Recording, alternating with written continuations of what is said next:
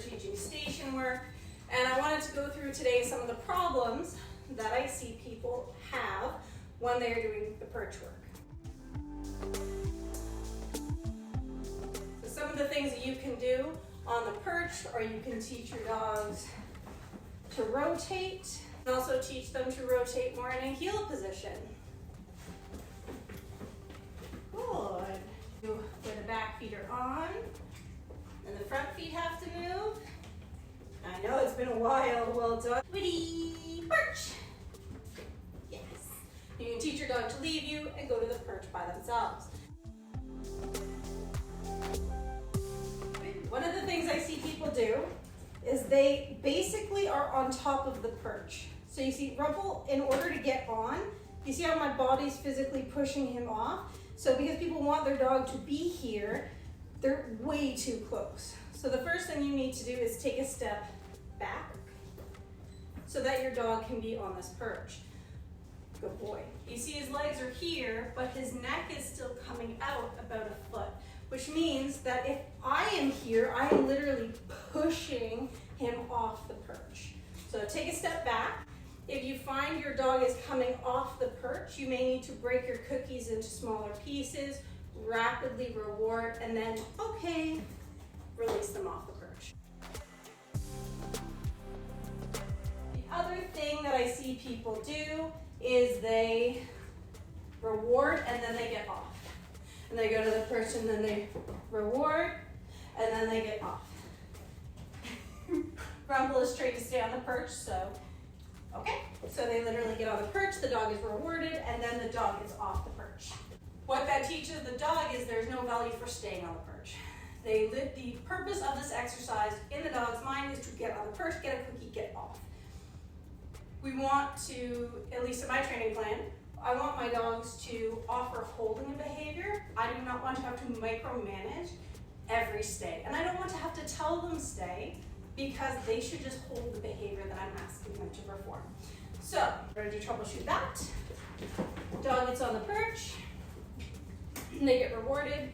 I step back, I step forward. Just getting my dog used to the fact that they're going to keep getting rewarded for being on the perch. Rumble fell off because he's missing part of his face and he dropped a cookie. You can see my motion because I did many reps of him getting off. I want to reward him many times for being on this perch, and then, okay, you can get off to get nothing. That's correct. He says, why would I get off the perch if I get so many cookies for being on it? And then I invite him, okay, you're permitted to get off. There's a cookie there, E-R-C-H. Yes, good boy. He gets on it, he gets all the cookies for being on the perch. Okay, I invite him to get off, but I give him nothing so that he drives back to the perch.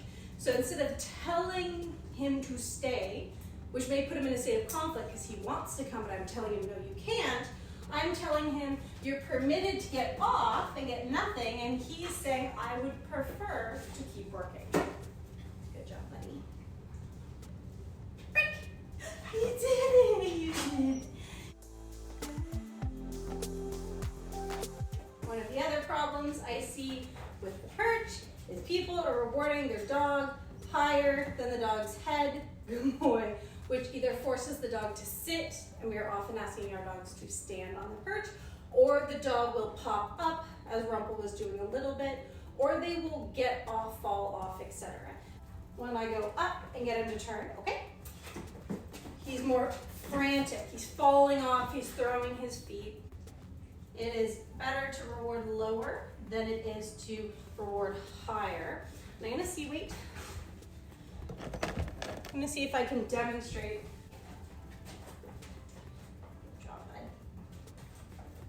Good job, bud.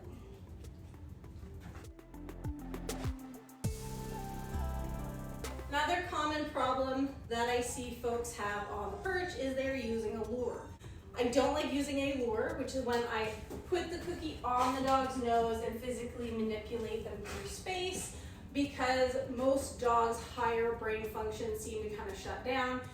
If you've ever lured a dog, they will walk into a wall, they fall down the stairs. So it's really not a good idea to use luring when you're working on something like proprioception, where your dog is required to have an understanding of where their body is. People show their dog a cookie and they lure them like this. And then their dog is often struggling and they're using the food to try and physically manipulate the dog to get on the perch. And you can see Rumpel was falling all over because his priority is to get the cookie. The other problem is that I see people, their dog has decided that they do not want to be in the perch. It usually looks something like the dog steps everywhere other than where the perch is. And in cases like this, what I do is I just throw down every possible thing that I have in my equipment portfolio, and I reward anything. Yes, yes. And I'm not worried about my dog, yes.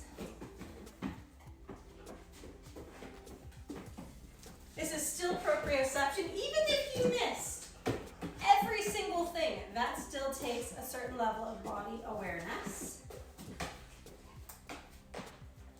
Go get it, fell off.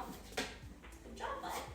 And this takes the pressure off and is much more errorless learning. Consistently.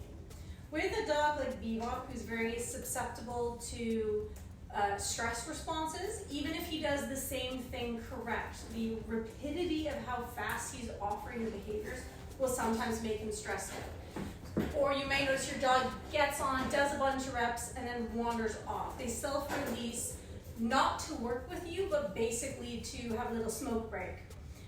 In those cases, I tend to actually reward, yes, off the perch.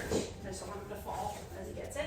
So my dog comes up here, he gets rewarded for interacting with me, but then I chuck the cookie so he has to leave, and then he gets the opportunity to opt back into the training. This is also really good for dogs who, if they are holding a position for too long, suffer stress responses. Words that I'm using right now are okay, which is my release word of you're permitted to do a thing. Yes, which is my marker word for meaning you're gonna get a cookie. And then break is my signal saying you are permitted to get off, and the background noise is my ferret. Okay, yes. With dogs that have a high stress response, I'm also not usually, yes, using my verbal, okay, because sometimes even that can be too much. If I say okay and he gets on with his back feet, that's technically something he knows and would be fair. Okay. Yes, good job. And he got on the perch and completely oriented to me. Yes, and now he's got his back feet on, just together. Yes, good job. And there he offered me going back. He'd had enough of a break, yes. Good job. So this is where, as my ferret rages in the corner, this is where when I don't give him a reward immediately, he's offering me something else. So if I did not want him to tap dance, I would not be rewarding him. But because he struggles so hard with offering behavior, I'm delighted with his little tap dance. Tippy taps. Oh, good job, Woody. Yeah. And even though I'm not using my marker word properly because I'm talking, even though I've got cookies in my hand, my timing of my cookies is making him offer it again and again because the cookie is coming immediately after his tippy taps. So you'll notice that Dango is he's stressed. He's offering me behavior, so this is still a stress response. He's offering me the behavior, but he's a little bit trembly. His tail is down, tucked. His sister is throwing an absolute temper tantrum in the corner. So one of the things that you have to realize is when you are rewarding your dog, you are rewarding the entire package. So yes, I could continue training this right now and technically get this because he started to stress pant. Or I can change things up so he's a little bit less stressed. I can have some fun with him and he's gonna be less stressed out because of his sister. Get that down. Oh, Dad. Oh, smack him around. Good job, buddy. Okay.